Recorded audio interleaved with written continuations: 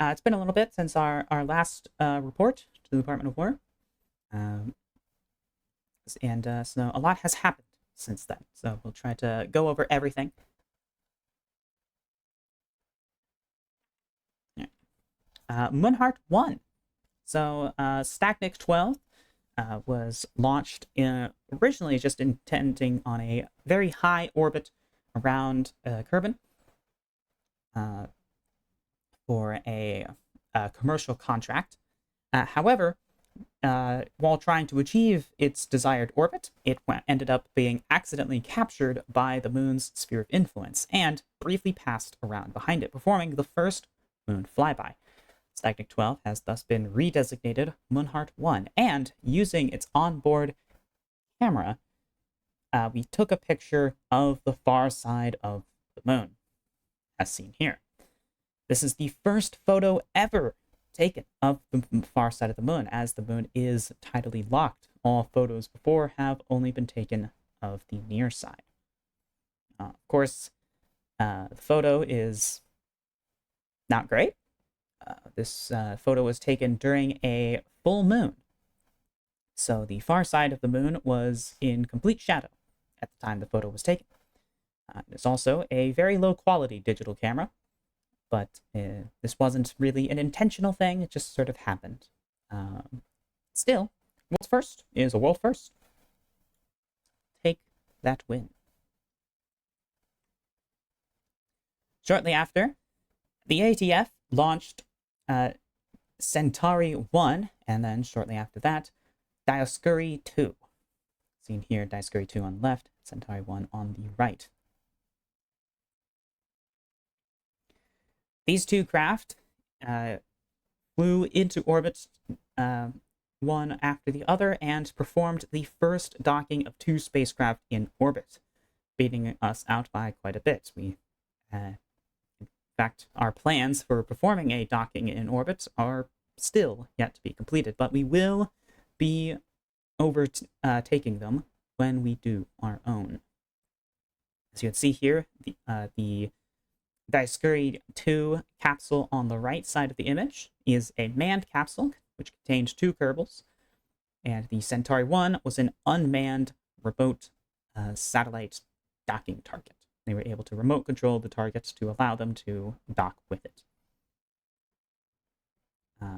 We will be overstepping them on this achievement in the future by docking two manned spacecrafts and transferring the crew between them. But of course, that has yet to transpire, as we need to produce a upgraded crewed spacecraft design of our own, which would be capable of such feat. As of yet, none of our spacecraft are capable of docking.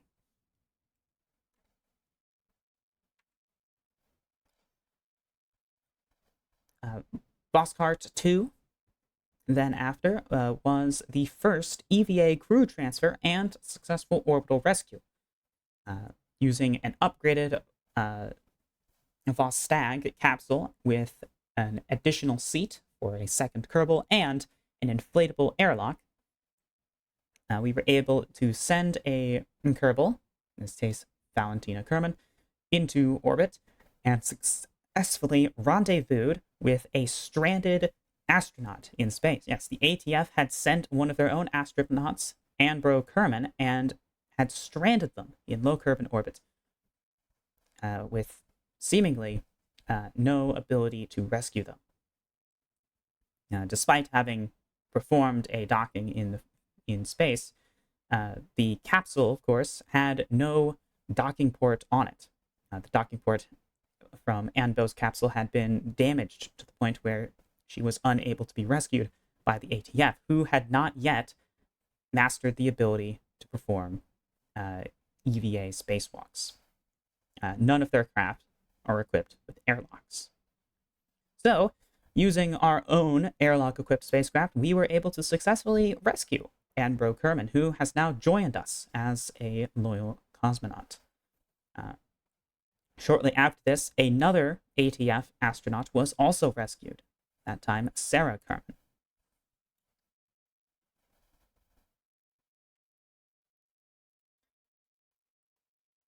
Moonheart 2 was successfully flown into an orbit around the moon and is now the first satellite to orbit the moon.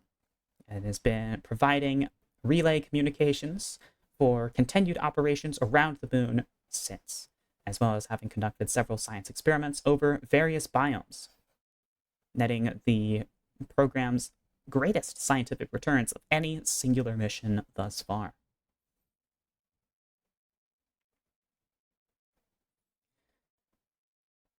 Unfortunately, the ATF shortly after also put a probe in orbit of the moon, and they got a much better photo of the far side of the moon, thanks to their far more advanced electronic camera technology, and waiting until the moon was being illuminated on the far side. But shortly after these photos were beamed back to Kerbin, the ATF's solar panels on all four of the solar panels on Moon Orbiter 1, which is very unoriginally named, I might add, failed, resulting in the craft losing all of its power shortly after and becoming unresponsive. Clearly, the ATF are still behind us in some technological fields. While they might have better cameras, their other electronic components leave some to be desired.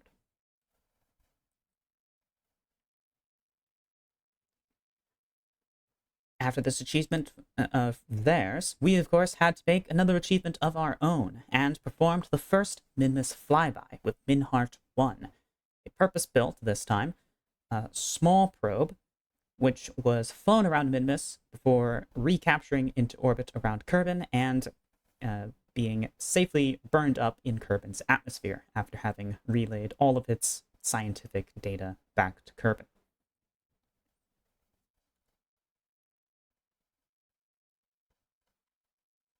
And after an unfortunate 2 failed launches, we finally managed to land a probe on the moon.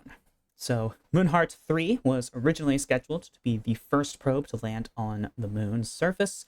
Unfortunately, it disintegrated during liftoff with a improperly timed staging event. The side boosters separated before they ran out of fuel, causing them to accelerate and collide into the main body of the lifter rocket, resulting in total disintegration of the entire craft before leaving the atmosphere. Moonheart 4 was then hastily constructed, and while it did succeed in reaching the moon and would become the first probe to impact the moon, it would not survive that impact.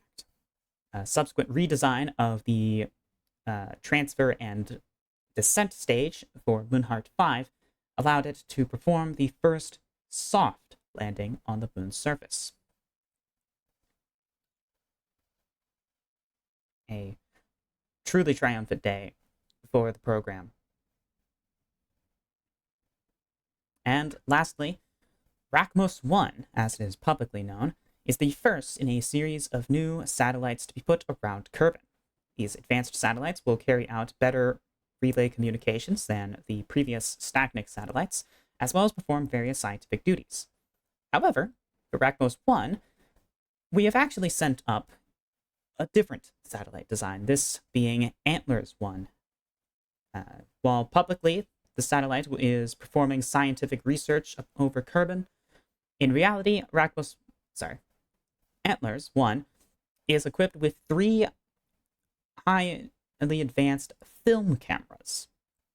While our electronic cameras may leave something to be desired, our film cameras are top-notch, and as such, we've outfitted this probe with 3 of them, so it can take photos of various military installations across the world operated by the ATF and its allies. The probe will orbit around Kerbin in a polar orbit for several weeks, gathering photos from its film canisters before deorbiting and parachuting safely back to the surface of Kerbin, where the film canisters will be recovered in friendly territory.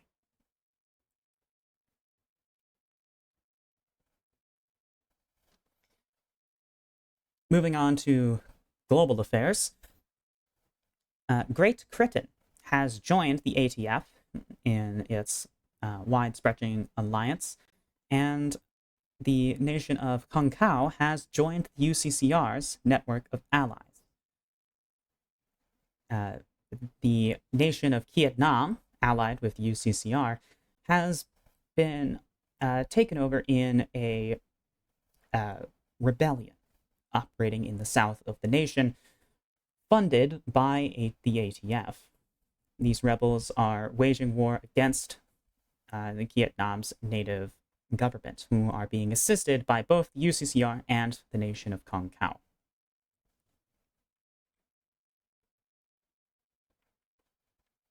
Our goals have still remained the same. Many of our goals are, things that are long-term and have yet to be achieved. But some of these we are hoping to complete today, such as the rendezvous and docking of 2 spacecraft in Kerbal orbit. That is something we intend to do within this session. But that is all that we have for now.